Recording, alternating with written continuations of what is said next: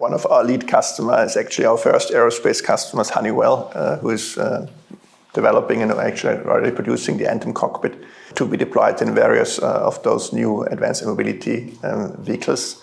And I heard from Honeywell and also from other players that the certification approaches between FAA and EASA are still quite different. How much experience do you have in certifying those systems, and do you see any kind of need to have more dialogue with the certification agencies and authorities in that new topic, and which role can a company like TTTech play? So as the founding principle of TTTech was aerospace safety at automotive cost, so this was always the vision of the company. And yes, we have certified to the most demanding applications in the aerospace industry, which is flight controls and the engine control systems. And this is to the highest standards in this industry. And to use this also in the urban air mobility market, they are depending on this in the beginning. So I think there are a lot of synergies between those markets. And Honeywell has always been in the forefront. And I think together with their platform, it's really an open platform. Also the connection with the cloud is a key aspect of this.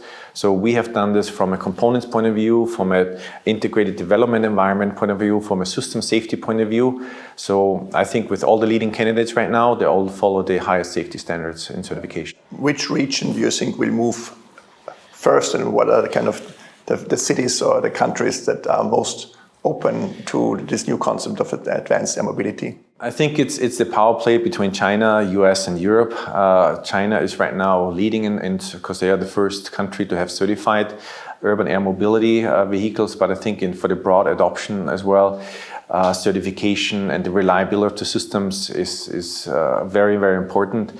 And so there's a lot of push and alliance actually in the US as well from all the stakeholders right now, because it's not only the certification authority, it's the traffic control, it's the whole government, the communities as well that are pushing in this industry.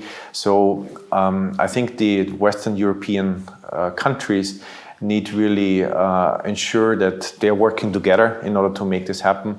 And the Chinese certifications right now work only in China, and because the FAA or EASA will never allow, unless they comply to EASA or FAA standards, to have those aircraft flying into their airspace. So I think we have to look at what's happening in China definitely in terms of technologies and what they're doing and how they're applying this. But at the end of the day, safety is number one, and the industries need to work together to make this happen in parallel, and then be fast as soon as it's certified.